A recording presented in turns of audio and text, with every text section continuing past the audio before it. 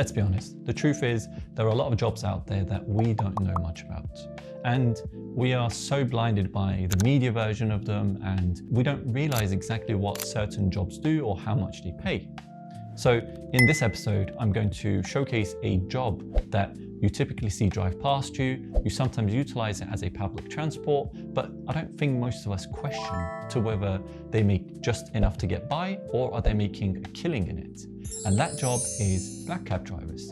Most of us understand the job is about driving and there is some complications to it. However, we never know exactly what they earn on a day-to-day basis. If I told you you could earn up to, let's say, £500, and you typically think £500 a week is not bad, but I'm not talking about weekly, I'm talking about daily. Yes, you heard me right. Some black cab drivers are earning up to £500 a day. And this is not a mythical thing, it's made up numbers, and these are real data told by real taxi drivers. We're not going to name them because this is all confidential, but these taxi drivers are claiming the exact figures. And we did the math for you so you can understand exactly what they do in order to earn that kind of money. By the end of this video, you'll know exactly what the job actually is, the requirements and the application process, the real earnings with zero BS and no sugarcoating, and finally, would I recommend it to someone like you in case you were interested in potentially pursuing it as a career? So let's dive into it and find out together. All right, let's start with what a black cab driver actually is, because a lot of people get this wrong. People think they get into their car, they drive people around, they make some spare change, and then boom, their day is done. But that's far from it. They have to be more like a human GPS system, because being a black cab driver is not easy. They know shortcuts that even Google doesn't. They know which station entrance is faster. They know that one street in Soho that's always blocked by some darn van driver. And they can predict the traffic as if they can see the future. These guys deal with everyone. They deal with tourists who don't know where they're going. They deal with business people who had to be somewhere now. They do airport runs. They take drunk students at 2 in the morning, families with 6 suitcases and a buggy, as if all of that is going to fit in. And finally, celebrities who pretend they don't want attention. And through all of that, they're navigating one of the most complex cities on Earth. All from here. No GPS, no sat-navs, just raw brain power. They're not just drivers, they're navigators, problem solvers, therapists, and part-time life coaches to those who are constantly oversharing when they're drunk. You know who you are. So yeah, their job is way more hardcore than people realize. Now, the part that no one sees, the process to actually become a black cab driver. This isn't fill out a form, get a license, and then start driving. No, it's far more complicated than that. This has to be one of the hardest qualifications in the entire working class world. Step 1, council application. This one's quite straightforward. You just need to apply through your local council. They will do DBS checks, they will do background checks, they will also get you to do a medical examination. Step 2 is the knowledge, the big knowledge test that everyone is aware of, but nobody seems to know exactly what it is. This is where it's make it or break it for most people. For those who don't know, even the media picked up on this a few years ago. It's an addition hotel to Battersea Reach. He must recite the most direct route, naming every road correctly without hesitation. In short, it's a 2 to 4 year mental marathon that you need to try and memorize 25,000 roads, all of the landmarks, all of the stations, the hotels, and everything from the tiniest roads that you thought that didn't even exist, and every shortcut that you can potentially take. And I'm not even kidding, it is so hard that some people have even compared it to doing a PhD, except your PhD is in surviving the London traffic. You sit multiple exams called appearances, where the examiners will grill you like Gordon Ramsay on a bad day. Sabrina! Yes, chef! Look, raw! Yes, Like chef. it's still running around in the field. Is that purpose? It's genuinely brutal, it's so demanding, but if you pass, you earn that badge. But listen, this only applies to London. In other smaller towns and cities that also have black cabs, they do the knowledge test as well, but it's a lot easier.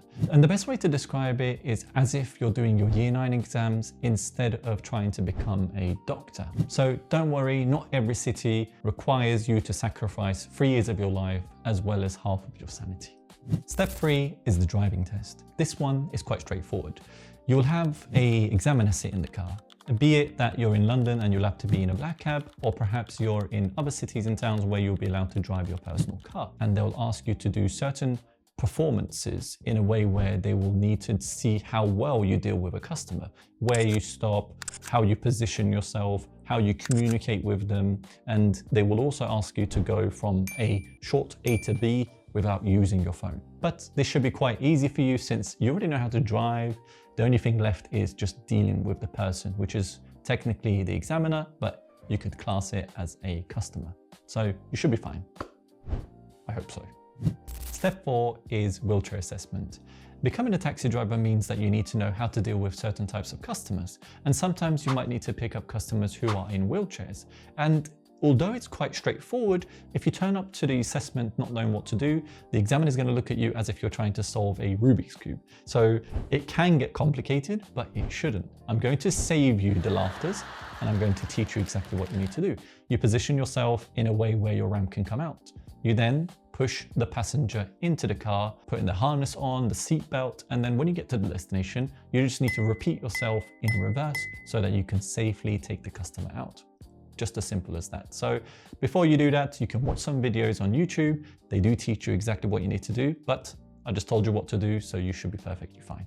You can thank me by liking this video, for example. Step 5 is cost and setup. And this is something that a lot of people do not look forward to, because becoming a black cab driver doesn't mean you just apply online and then voila, you become one. Unfortunately, there has to be some sort of an initial cost that you need to incur for. And although it's not a lot, it all depends on how many times you fail, and also it's also dependent on the council that you're applying in. But the general rule really applies for every single one of them. So this figure could be somewhat up and down similar to each council itself. And I'm going to break it down for you so you can know exactly what it is. The first cost is going to be grant of license fee, which is £180. Second one is the Knowledge of London written exam, which is going to cost you about £200. Now this applies to other councils as well. Instead of it being London, it'll be your said council, but it's in and around that £200 figure. And the third thing we need to pay for is the Knowledge of Appearances fee. This one is a one-off payment of £400, but it only applies for London. And the fourth thing we need to pay for is the Hackney Carriageway driving test. And this costs £92 and 94p. I'm not sure why they couldn't just do 93 or 92. Apparently 94p makes a big difference for them. So yeah, £92 and 94p. And the fifth one that we need to pay for is your enhanced DBS check. This is usually £52 if you do it online and £54 if you do the paper version. You're basically paying to have your entire life checked out by the government. And finally, the last thing is your medical examination fee. This is typically about £100, but it depends on who is performing the test, because some people are acting like they're doing a heart surgery, when in reality it's as simple as eye and physical test. So just be wary of it, but typically it will cost you about £100, give or take. Now that we know the exact cost for all of the fees that we need to encounter for, this comes to a total of £800. And again, this is dependent on your council as well as the amount of times that you must sit these exams. But in reality, we would say give or take £800 as an initial investment. In short, you're basically investing into a mini degree, let's just call it. But it's going to be worth it once you know exactly how much these guys earn. All right, so now that we know what a black cab driver is and what are the requirements to become one, let's talk about how much they can potentially earn. So this is your bread and butter.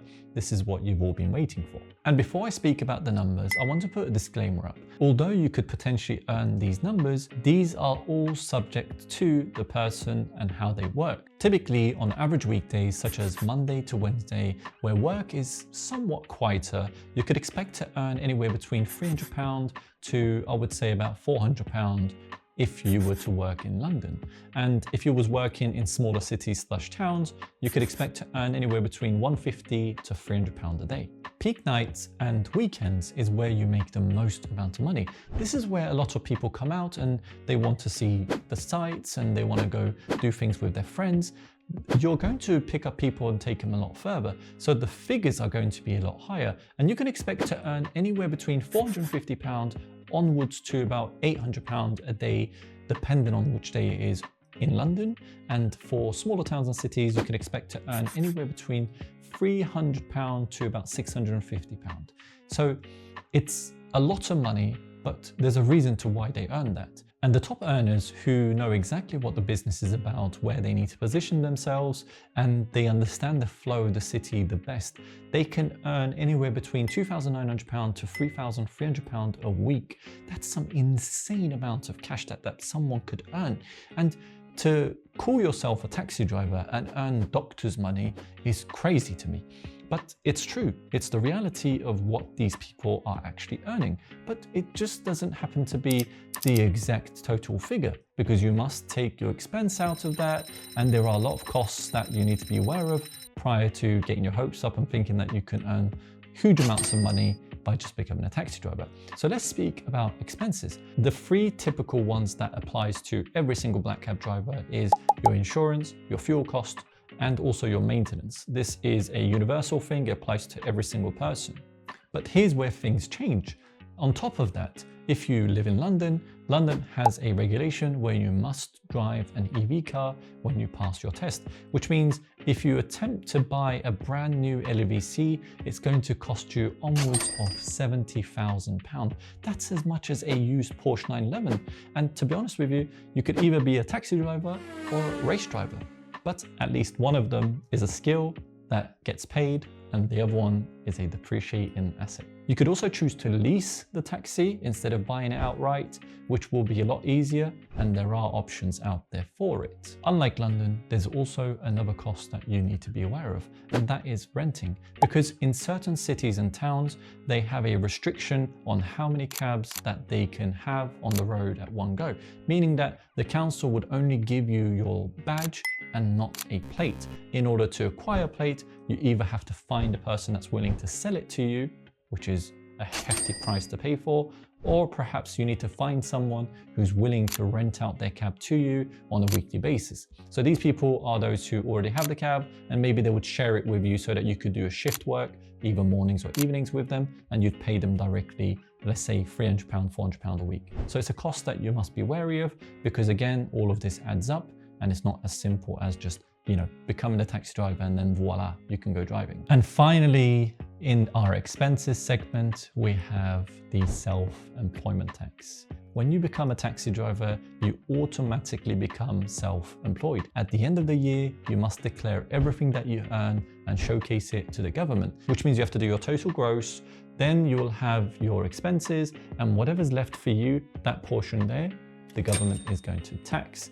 Of course, you can't just work and not pay Uncle Sam, because Uncle Sam needs to be fed as well, and he always gets fed. There's no way around it. You need to give away a huge chunk of your money back to the government. It's basically a way the world is telling you, hey, here's a job for you, earn as much as you can, but one for you and one for the government. It's a fair trade, apparently. So after all of the expenses and everything that we just spoke of, what could you potentially take home in 1 year? Well, the top earners can take anywhere between 90,000 all the way up to 120,000. Although this seems unrealistic to some, it's the truth. Those who have their own private customers, they know exactly how to work, and they work those long hours. They work potentially 6 to 7 days a week. They earn that kind of money. It's a lot of money, but you got to understand, these people are doing it with no degree, they have no bosses, no corporation nonsense. It's just pure skill, strategy, and pure hustle. These guys are working very, very hard to earn that kind of money, but nonetheless, they're making that money. Let's go into our final segment to find out whether I would recommend this to someone like you. So, after all of that, would I recommend becoming a black cab driver to someone like you who's watching?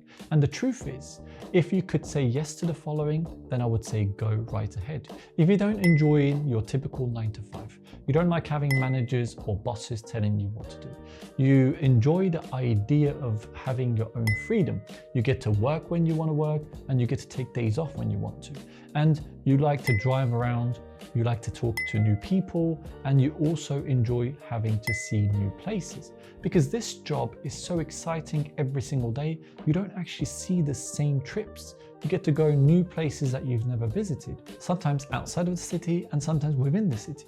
And the best thing about it all is the fact that it's a high earner potential. You can earn so much more money than other people. Although this is seen as a positivity to some people, it's also deemed as a negativity to others. Because when you're self-employed, you're unfortunately not guaranteed to make the same amount of money. And this is a stress factor. And some people don't want to deal with that kind of a stress. That's why they choose to go for the salary option, which is guaranteed money. You get to earn the same amount for what you are contracted to do. And that could be your forte. It could be something that would work for you, but not for everyone.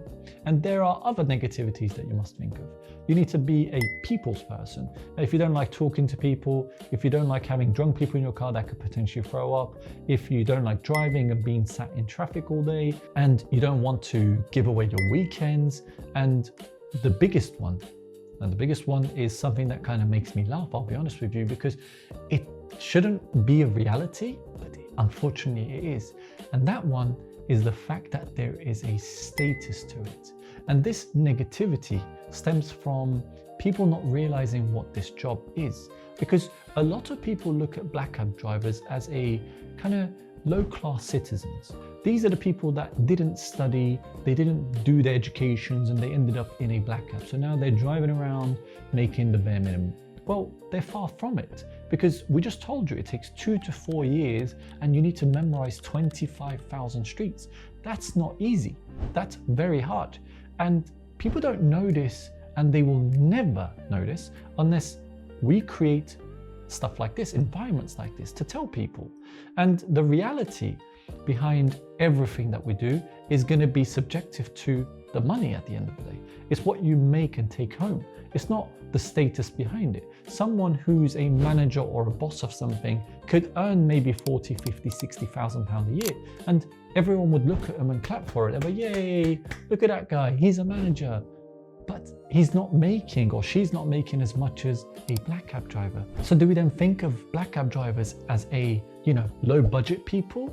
Well, that shouldn't be the reality. That shouldn't be the case, because they're making good money. It's just that you don't know about it. You just think that they're making the lowest of the lowest. Because at the end of the day, if no one tells you this information, you will never push yourself to trialing it.